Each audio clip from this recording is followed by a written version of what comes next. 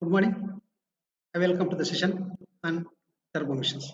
This is Dr. Sinappa, Department of Mechanical Engineering, Government Engineering College, Ramnagar. Before getting into the subject turbo mission, let us take a look at the syllabus of turbo mission. The subject turbo mission consists of 5 modules. Module 1, 2, 3, 4, and 5. Each and every module consists of 2 parts. So if you could look at the module 1, we have introduction as a first part and thermodynamics of fluid flow as second part. Similarly, module 2 consists of energy exchange in turbo machines as first part and general analysis of turbo machines as the second part. Module 3 consists of steam turbines, which deals with the impulse turbine and reaction turbine. Impulse turbine is the first part and reaction turbine is the second part of the module 3. Next, we'll move on to the module 4. Module 4 is an hydraulic turbines. It deals with the hydraulic turbines and its classification and various heads and efficiencies of the hydraulic turbines. So this module 4 consists of 2 parts. First part deals with the impulse turbine. Second part deals with the reaction turbine. And the last module of the subject is 5, module 5. It deals with the centrifugal pump and the centrifugal compressor. Right. And if you could look at the question pattern of the question paper, so the question paper will have total of 10 full questions carrying equal marks. Each full question will be for 20 marks. There will be 2 full questions from each module. And one full question consists of maximum of 4 subdivisions. Say subdivision 1, 2, 3, 4. And each full question will have sub questions covering all the topics under a module. The student will have to answer any 5 full questions, choosing at least 1 full question from each module. So I mean to say that there is a 50% of choice that the students has. Next, we'll move on to the course learning objectives. So what are all the objectives that we need to fulfill at the end of the subject, after learning the subject? The course learning objectives for the entire subject is, first one is understanding typical design of turbo machines, their working principle, application and thermodynamics process. Second one is study the conversion of fluid energy to mechanical energy in turbo machines with utilization factor and degree of reaction. And third objective is analyze various designs of steam turbine and their working principle. Fourth objective is study the various designs of hydraulic turbines based on the working principle. Fifth one is understand the various aspects in design of power absorbing turbo machines. Now we will move on to we will concentrate or we will focus on the fourth objective, that is study the various designs of hydraulic turbine based on the working system. As it comes under the module 4. Now, at the end of the course, the students will be able to understand the following outcomes, that is course outcomes of the subject. So there are 5 course outcomes. Each course outcome, say for example, course outcome 1 refers to the module 1, 2 for module 2, 3 for module 3, and course outcome 4 refers to the module 4, which we are going to discuss a little later in the subsequent slides. And which the course outcome 4 deals about the classification and analysis and understanding of various types of hydraulic turbines. In detail, that we'll see in the next subsequent slides. And the course outcome 5, CO5, will deal with the understanding concept of radial power absorbing turbo machines and the problems involved during its operation. And if you could take a look at the textbooks and reference books that we need to study if you want to gain more and more knowledge or in-depth knowledge. So textbooks, we have 4. First one, An Introduction to Energy Conversion, Volume 3, Turbo Machinery by Kadambi and Manohar Prasad. And second one is Turbo Machines by B.U. Pai. Third one is Turbo Machines by Dr. M.S. Goinde Gowda and A.M. Nagaraj. And fourth book is Fundamentals of Turbo Machine by B.K. Venkanna. And if you could come to the reference section, we have 3 reference books. that is Visvesvaraya University of Technology has prescribed three reference books: Turbines, Compressors, and Fans by SM Yahya, and second one is Principles of Turbomission by DG Shepard, and third one is Fluid Mechanics and Thermodynamics of Turbomissions by SL Dixon. Now let us get into the fourth module, which deals with the hydraulic turbines. So this first session deals with the learning objectives, that is the study of various designs of hydraulic turbines based on the working principle, or classification of, in simple, classification of hydraulic turbines, understand the various concepts of or various types of hydraulic turbines, and analyze the different types of hydraulic turbines. At the end of this chapter, at the module 4, the student should be able to explain the elements of hydroelectric power plant and their functions or role in hydroelectric power generation. And second uh, outcome is explain the classification and construction of water turbines. And third one is explain the working principle of Pelton wheel and how to draw velocity triangles and how to analyze them. And next one is explain the design parameters of Pelton wheel, then explain the Francis turbine and how to draw the velocity triangles for the Francis turbine and analysis of the Francis turbine, different runner shapes for different blade speed, that is beta 2, and its design. And last but one is explain Kaplan and propeller turbines, their design parameters and velocity triangles. And last one is explain the draft tube and different types of draft tube and what are the different functions of draft tube, why we want to use draft tube in reaction turbines. That we will see in the later course. Next, before entering into the hydraulic turbines, first let us take a look at the definition of turbomission. A turbomission is a device in which energy transfer takes place between a flowing fluid and the rotating element due to dynamic action. The result in change of pressure and momentum of the fluid. I mean to say that the energy transfer takes place between two elements here. One is flowing fluid and second one is rotating element.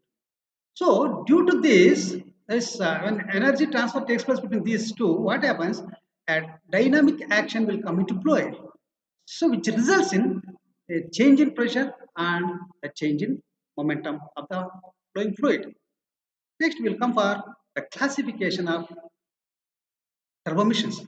Basically, turbomissions are classified into three types. First one is power generating turbomission, second one power absorbing turbomission, and third one power transmitting turbomission. So in case of power generating turbomission, the fluid energy is converted into mechanical energy. This mechanical energy can be obtained at the end of the shaft as an output. So here, energy transfer, the fluid will give the energy to the rotating element or to the runner. So wherein this kinetic energy of the fluid is gets converted into mechanical energy. That mechanical energy as an output, you will get it at the end of the shaft. In case of power absorbing turbomission, it's quite reverse to the power generating turbomission. Here, the mechanical energy is converted into fluid energy by giving the mechanical energy to the shaft, input shaft, and this input shaft will convert it into fluid energy. The fluid energy is the output and mechanical energy is the input in case of power absorbing turbomission. In case of power generating turbomission, the input is mechanical energy, input is fluid energy and output is mechanical energy. Right. And third classification, a third one is power transmitting turbomission. This turbomission simply transfer the power or transmit the power from one shaft to the another shaft or from input shaft to the output shaft. That means to say, these devices are merely used for energy transmitter as energy transmitter to change the speed or torque and the driven member as compared with the driver. Next, we look at the hydraulic turbines. Hydraulic means what? Fluid. Hydraulic turbines are the machines which convert hydraulic energy possessed by the water into mechanical energy. This mechanical energy is further converted into electrical energy with the help of electrical generator, which is directly coupled to the shaft of the turbine. The electrical power, thus the electrical power generated from the water energy is known as hydroelectric power. Now let us take a look at the aerial view of the hydroelectric power plant, a simple hydroelectric power plant. So this is the dam. Dam is nothing but a structure which built across the river, flowing river. So this is called as a reservoir. And here this powerhouse we have. So this powerhouse consists of a turbine, tile race, and pencil. Now let us take the sectional view of the different elements or components of a hydraulic power plant. This hydraulic power plant basically consists of a dam. Major part is a dam, without which nothing will happen. Power cannot be generated. Dam is a structure which built across the river in order to store the large quantity of water. The large quantity of water which is stored behind the dam is called as a reservoir. Then a large pipe known as a penstock, which is connected between the dam and the inlet of the turbine. Usually, this penstock is made up of stainless steel or a reinforced concrete structure. And this is the inlet of the turbine, which consists of a nozzle. And this is a runner. This part we will discuss in little later. Next part is a reservoir. This is the reservoir. Reservoir is nothing but a water which has been collected behind the dam. Large amount of water which has been collected are stored behind the dam. The level of water present in the reservoirs is said to be head race. Head race is nothing but the surface, free surface of the water present in the reservoir. And next, tile race. Tile race is nothing but it is the free surface of the water which is present at the inlet of the turbine or bottom of the turbine. Now, the water is flowing from the head race to the tail race via the nozzle. When it is flowing, the water which is present in the reservoir or in the head race having high potential energy, rather to say pressure energy.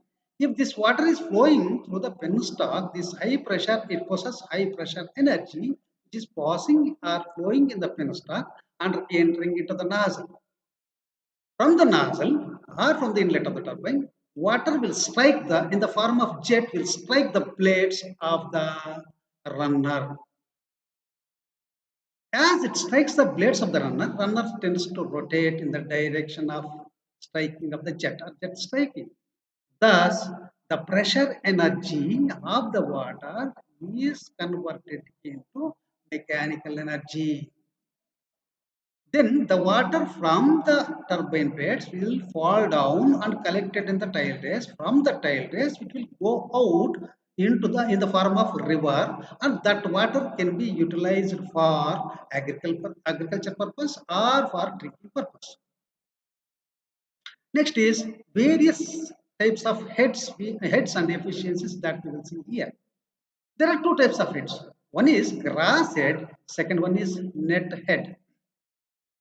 The vertical distance between the free surface of the tail race to the free surface of the head race is said to be cross head, and it is denoted by letter H suffix G, capital H suffix G. So this is the vertical distance between the tail race and head race.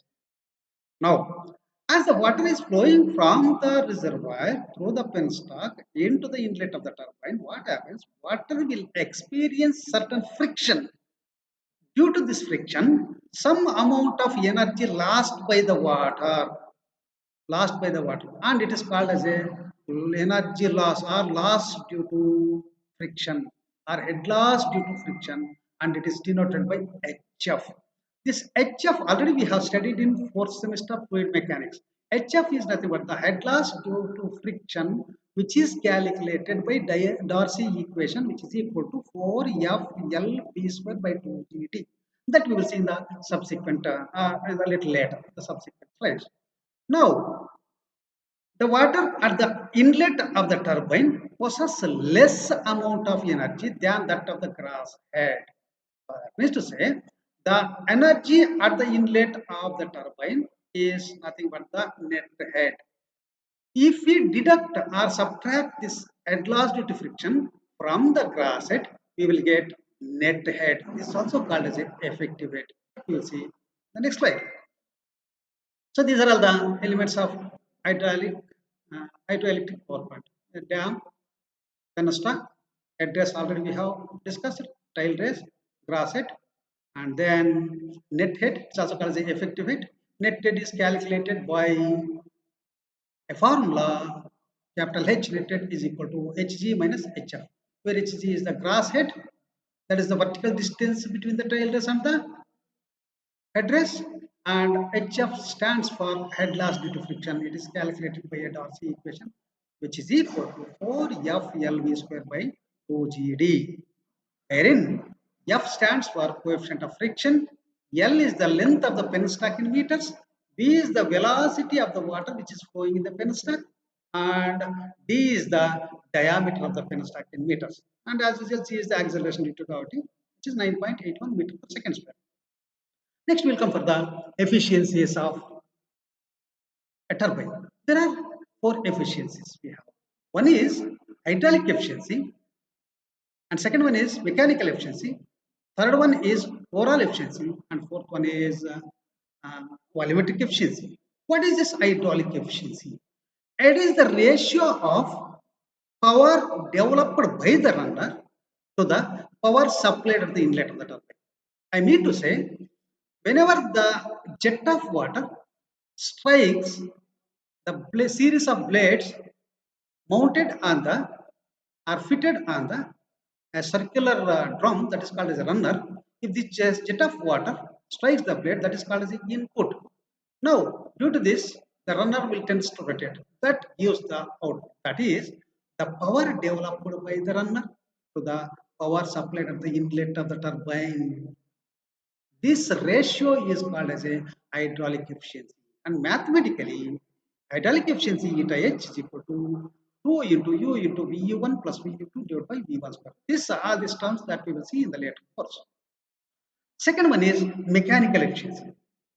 Mechanical efficiency is the ratio of the shaft power to the water power at the runner or work done by the runner. Whenever the jet of water strikes the runner, what happens? Runner will tend to rotate and shaft will be connected to the runner. So this shaft will produce certain power. That is that we have in the numerator, and work done by the runner we have the denominator. That is power developed by the shaft to the work done per second by the runner. This ratio will give us the mechanical efficiency. Mathematically, mechanical efficiency eta mech is equal to 1000 P divided by mass. This is rho A V1. Rho A V1 into VU1 plus VU2 into U, where this gives us 100%. This is 1000 P is the shaft. This is this 1000 is used for converting from it is as a conversion factor, right? That will select. Next, it's a simple diagram. It is has been given to understand the different types of efficiencies that we will see now. Now look here. This is nozzle. This is the input. The nozzle will give a jet of water which strikes the runner, due to which runner will rotate. That is right. So this is the power of the wheel. This power of the wheel divided by kinetic energy supplied by the jet of water will give us the hydraulic efficiency. That is, it consists of 3 points: point 1, point 2, point 3, 3 power points. So point 2 divided by point 1, that is power of the wheel or runner to the kinetic energy of the jet at the inlet will give us the hydraulic efficiency. Second one is mechanical efficiency. Mechanical efficiency is the ratio of power developed by the shaft to the work done by the runner, that is 0.3 divided by 0.2. And overall efficiency is nothing but the last output divided by first input. The last output in this diagram is power developed by the shaft or power produced by the shaft to the energy supplied to the blade or to the runner in the form of jet of water, the kinetic energy. These are the three types of energies which we have. And last one is, I think volumetric efficiency that we are. Yeah, I will look at the overall efficiency definition. It is defined as the ratio of power available at the end of the shaft to the power supplied at the inlet of the turbine. and mathematically it is denoted by an equation. Eta naught is equal to 1000 P divided by WQH. The overall efficiency can also be defined as the product of mechanical efficiency and hydraulic efficiency. Mathematically, overall efficiency eta naught is equal to eta hydraulic into eta mechanical. Last one is volumetric efficiency. So it is the ratio of volume of water actually striking the runner to the volume of water supplied to the turbine. Suppose, for example, I am supplying 1000 liters of water per second. Out of this 1000 liters, only 900 liters are striking the water. Striking the water. Therefore, 900 divided by 1000, that is 90%. So, what is the actual volume of water which strikes the runner to the total volume of water which we supplied to the turbine? This gives us, that ratio will gives us the volumetric efficiency. Next, the classification of hydraulic turbines. Hydraulic turbines are classified under different headings. First one is according to the action of water or based on the type of energy which is available at the inlet of the turbine. So that is impulse turbine, and second one is reaction turbine. So this is also called as impulse turbine is also called as a velocity turbine. What is the meaning of impulse turbine? What does it mean? If the water possesses only kinetic energy at the inlet of the turbine, then it is called as a impulse turbine. So in case of impulse turbine, the pressure on the runner remains atmospheric. The pressure of the water flowing on the runner or moving over the blades is equal to the atmospheric pressure. The pressure, if at all any pressure drop is taking place, our pressure decreases.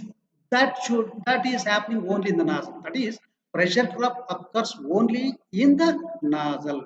Once it is come out from the nozzle, when it is flowing from inlet to the outlet of the turbine, the pressure will remain constant, which is equal to the atmospheric pressure. That is the characteristics of impulse turbine. Next is the example for impulse turbine is Pelton wheel, Girard wheel, Joule turbine, turbo wheel. Out of this, the Pelton wheel which we have in the study, and it has been highlighted with a blue color. Next one is a reaction turbine. It's also called as a pressure turbine. So in case of reaction turbine, water possesses both kinetic energy and pressure energy at the inlet of the turbine. Such type of turbine is called as a reaction turbine. So in case of reaction turbine, the pressure of the water goes on decreasing as the water flows through the runner. And part of this pressure energy gets converted to kinetic energy, and part of the kinetic energy gets converted to mechanical. Because the water enters at the inlet of the turbine, possesses both kinetic energy and pressure energy. Once this water consists of pressure energy and kinetic energy, that pressure energy gets converted into kinetic energy, and the kinetic energy previous to that water has got gets converted into mechanical energy. I mean to say, as the water is flowing over the from the inlet to the outlet, its pressure is keep on decreasing. That is, a part of pressure energy gets converted into kinetic energy, and part of kinetic energy gets converted into mechanical energy. The example for reaction turbine is Francis turbine, Kaplan turbine, propeller turbine, Scotch turbine, Thomson turbine. Out of this, in our syllabus, we have only two reaction turbines. That is Francis turbine and Kaplan turbine, which have been highlighted in blue color. Next, second classification is based on the direction of flow of water through the runner. There are four types of turbines under this heading. First one is tangential flow turbine. Second one is axial flow turbine. Third one is radial flow turbine. And last one is mixed flow turbine. This is very important. Please kindly get this. In case of tangential turbine, the water flows along the tangent of the runner. Suppose, for example, this is the runner. So, if it is flowing along the tangent of the runner, then the turbine is, and then the flow is said to be tangential flow. Tangential flow. And the corresponding turbine is called as a tangential flow turbine. The example for tangential flow turbine is Pelton. Because if you look at the heading of this turbine is tangential flow, mean to say whenever the water is flowing in the tangential direction with respect to the runner, then it is called as a tangential flow turbine. And example is next one is axial flow turbine. If the water is flows through the runner axially or parallel to the axis of the runner or parallel to the axis of the shaft, then the turbine is said to be axial flow turbine. And it's also sometimes it's also called as a parallel flow turbine because water flows parallel to the axis of the turbine. Hence, it is said to be parallel flow turbine. Example for this one is Kaplan turbine, Girard turbine, Joule turbine. So we have only Kaplan turbine in our syllabus. That will study little later. Next, third one is radial flow turbine. If the water flows through the runner in the radial direction, water flows through the runner in the radial direction. Please get this. Water flows through the runner. This is nothing but the runner. This is nothing but the runner. If the water flows through the runner in the radial direction, either it may be a radial inward, or radial outward. Then the turbine is said to be radial. Example for radial flow turbine is Francis turbine and Oneram turbine. So Francis turbine basically it's an inward flow turbine in which the water will enter into the turbine inward. That is enters into the turbine from the outer periphery of the runner into the or towards the center of the turbine. It enters. That's why it is called the inward flow turbine. Suppose say if the water is flowing from the center to the outer periphery, outside, then it is called as outward flow turbine. And last one is mixed flow turbine. So in this case, water enters in the radial direction and leaves axially. Enters radially and leaves axially. Suppose for example, if the turbine is the turbine shaft, generally usually this reaction turbines are in case of reaction turbines, the shaft is kept vertical. Shaft orientation or disposition of the shaft is vertical. So if the shaft is vertical, runner will be in the horizontal position. So in this case, water enters the runner in the radial direction and take 90-degree turn and leaves axially, or it may be vice versa. Enters axially, water may enter axially and take 90-degree turn and leaves radially. This type of turbine is called as a mixed flow turbine because flow is mixed. Two concepts we have to look here. One is radial direction, second one is axial direction. The water may enter radially inside and leaves axially, or vice versa also true. This type of turbine is called mixed flow turbine. So example for mixed flow turbine is modern Francis turbine. This is the turbine nowadays used for the power production, right? So which consists of which introduces the concept of a radial and axial. Next, third classification is based on the head available at the inlet of the turbine. On this heading, there are three types of turbine. One is low head turbine, second one is medium head turbine, third one is high head turbine. If the value of head ranges between 2.5 meters to 50 meters, then it is said to be low head turbine. And example for the low head turbine is Kaplan turbine. If the head value ranges from 50 meters to 100 meters, then the turbine is said to be medium head turbine. And the example for medium head turbine is Francis turbine. And if the head of the water available is between 200 to 1700 meters, then it is called as a high head turbine. And example for Pelton wheel. So next classification is based on the specific speed of the turbine. Again, under this heading, there are three types of turbines. One is low specific speed turbine. Second one is medium specific speed turbine. And third one is high specific speed turbine. If the specific speed is in the range of 8.5 rpm to 50 rpm, then it is said to be low specific speed turbine. And example for this case is Pelton wheel. If the speed ranges from 51 to 255 rpm, then it is called as a medium specific speed turbine, and example is Francis turbine. If the speed ranges between 256 to 860 rpm, then it is called as a high specific speed turbine. So Kaplan turbine comes under this category. And the last classification is based on the disposition or orientation or position of the turbine shaft.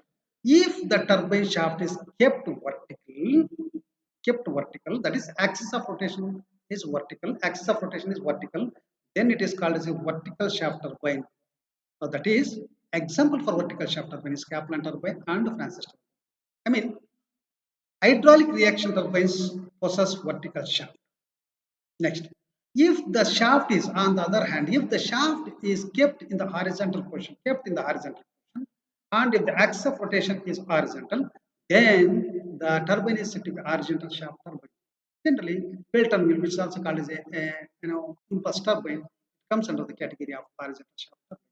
Now let us look at this one.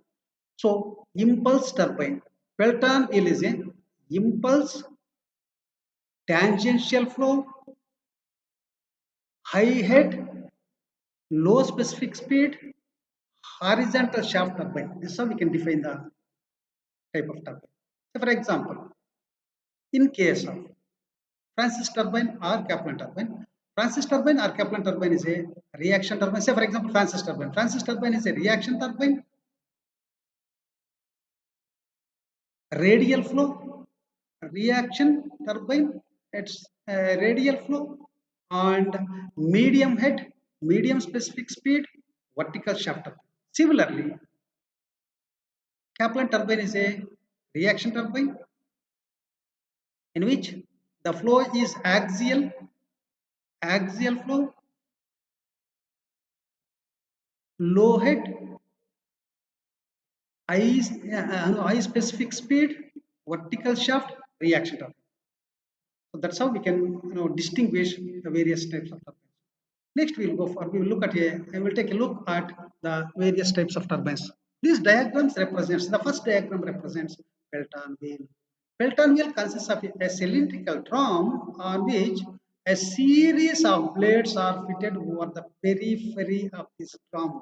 This entire setup is called as a runner, and these blades or vanes are called as a buckets. So whenever the jet of water from the penstock enters into the nozzle where the pressure decreases and kinetic energy increases. So this high kinetic energy or high velocity jet of water strikes the runner blade of a Pelton wheel. Then this is the input energy. The runner will tends to rotate in the direction of striking of jet. Right. So wherein this kinetic energy gets converted into mechanical energy. This is how the Pelton wheel works. In detail, we will study in the little later. Next, it is the reaction turbine. That is Francis turbine. Here, Francis turbine in which water enters into the scroll casing is an important part of the Francis turbine from the penstock, and this water at the inlet of the scroll casing consists of both pressure energy and kinetic energy. This enters here. First, basically, it enters between the series or sets of guide vanes or guide blades which guide the water onto the runner. Then once it is enters into the runner, here it strikes the runner due to the impulsive force. So and also a reaction takes place here. That's why due to the couple of action, one is impulse and second one is reaction. The turbine runner tends to rotate. That's why it is called a reaction turbine. Impulse reaction turbine, because the action of water, both reaction as well as impulse. So this is another view of the Francis turbine. And this is Kaplan turbine. In the case of Kaplan turbine, see water enters into the stall casing and through the guide vane, then it will take 90-degree turn and it enters the runner axially. Enters the runner axially. That is blades enters the water enters over the blades in the axial direction. That is parallel to the axis of the shaft. That's why it is called as an axial flow turbine. Here in the Francis turbine, basically water enters into the stalling phase, then it enters into the guide bed. This is guide bed. Then enters radially over the runner blades radially in. Then it comes out axially. The water leaves axially. That's why it is called as a radial inward flow and axial exit. So this is a mixed type of turbine. It's a mixed type. Then we'll go study the belt and wheel turbine in detail.